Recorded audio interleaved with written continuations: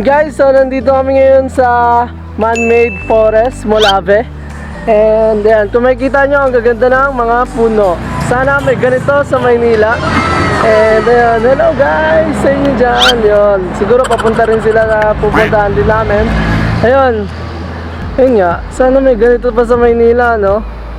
Ang presko-presko sa pakiramdam. Tapos, malinis yung hangin. Sana. Nandito na kami ngayon sa Salagdoong Beach, kung saan may beach. Yan! Ang entrance ay 30 pesos per head. Then, kayo rin yung sasagot ng parking service. Yung service namin is tricycle. So, yun. Tingnan namin kung may activity kami, pero parang photo ops lang.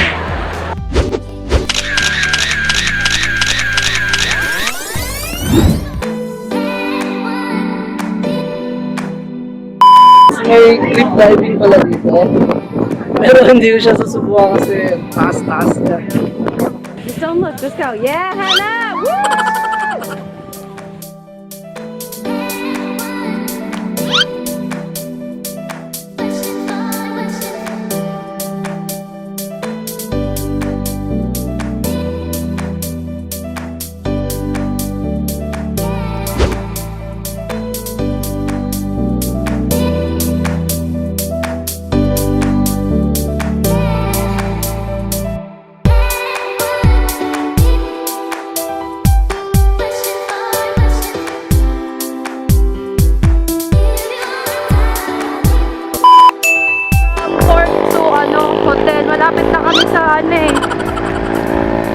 Sa Boulevard, Rizal Boulevard.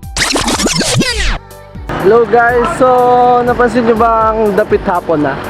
Lalim, no? Malapit lang po ba yun? Ayun. So, Sige bago po, dumilim, maghahanap namin ng kakainin namin ngayong gabi. Apo, iiwan lang din naman namin yung gamit namin bukas. Sige Since near lang sa accommodation namin yung boulevard na tinatawag okay nila. Po, sige po. Yung may Sige po. I Love Siquijor na ano, Emerald.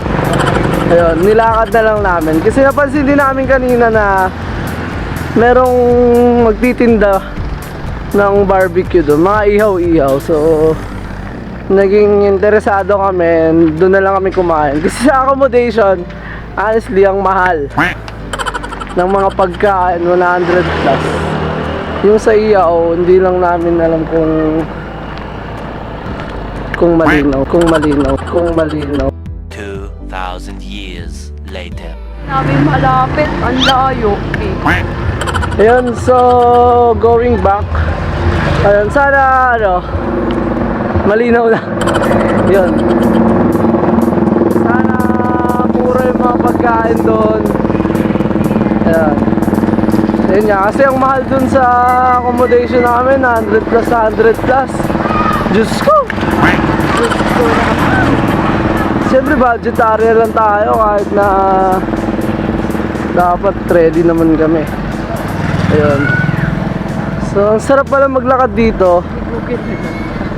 Hindi nga lang namin alam kung gaano kalapit. Sabi kasi ng parang caretaker dun sa accommodation is malapit lang daw. So, sinubukan namin lakarin para sa 20 pesos. Naglakad kami hanggang Boulevard. So, sige, try mo nga i-Google Map. Gino-Google Map niya na kasi medyo ang tagal na naming naglalakad at ako naman ay nangangawit na din. So, ayan.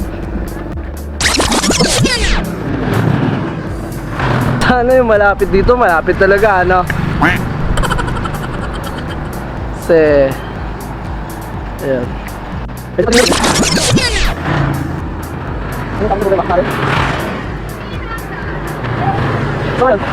Habang naglalakad kami, kwento ko na rin siguro yung mga napansin ko dito sa Siquijor. So, unang-una na napansin ko majority ng mode of transportation dito is either motorcycle or tricycle. Kaya yun nga, naging service namin kanina is tricycle. Yan. Kung mapapansin nyo rin na mga dumadaan is tricycle din. Ay, tricycle, motor, tricycle. Siguro yung mga mayayaman lang dito yung may ano. Yan, hello mga kababayan. Shout out sa inyong lahat. Shout out sa Kings. Kings daw, yun. Sige, hanapin natin yung Kings na yan, ha. Mga Ginebra Kings pala yun. Yan. So, hindi niya makita. Baka malayo pa talaga yung boulevard. Pero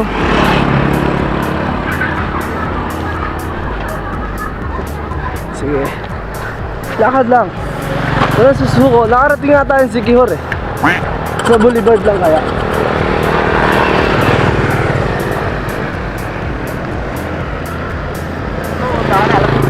Uy, mga mamamana.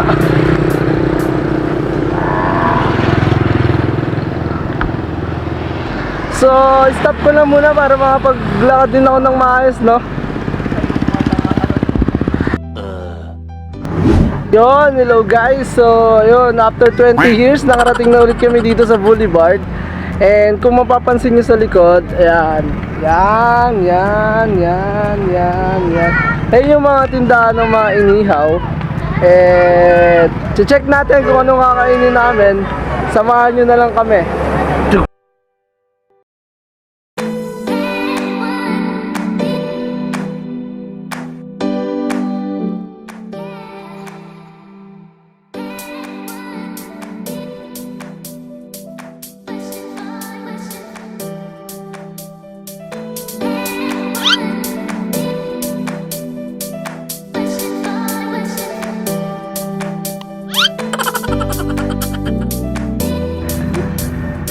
So, ng pusit. 20 lang naman eh. Ito.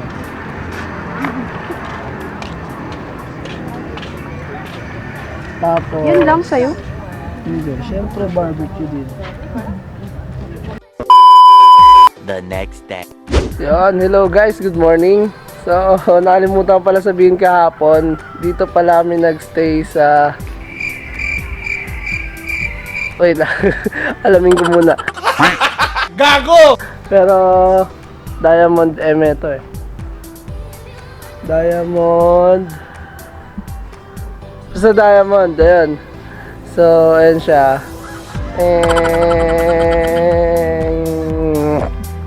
Yan. Malawak naman. And yung room, mamaya papakita ko pag naayos na namin yung gamit. Kasi, second day na namin and tatawid kami pabalik na ng Dumaguete. Doon naman yung second day of tour namin. And ayun, yung cost pala namin dito overnight is medyo costly. And 1,200 siya without free breakfast. Pero meron silang ina-offer dito, kaya lang pricey. So doon kami na bibili or magbe-breakfast sa port. Ayan. So, sige, kita-kits na lang tayo mamaya.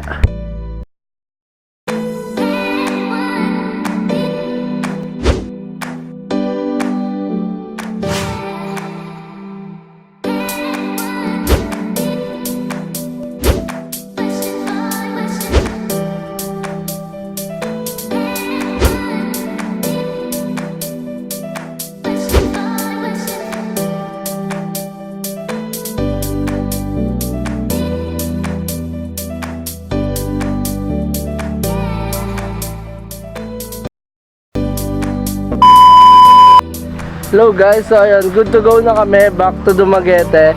And finally nalaman ko na yung totoong pangalan ng accommodation na to, Diamond Walis Jump. And trivia lang, yung mga rooms nila nakapangalan sa mga stone. And napagstayan namin is amethyst.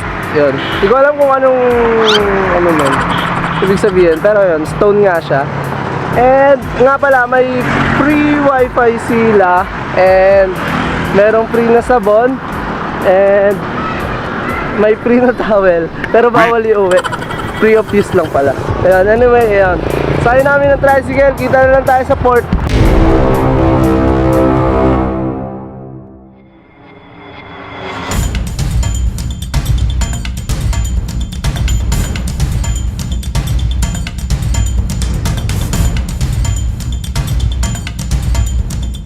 Nakakapagod. Nagmadali kami para makaabot. Kasi mahirap na nakabiling ticket tapos maiwan din. Wala rin. Day 2.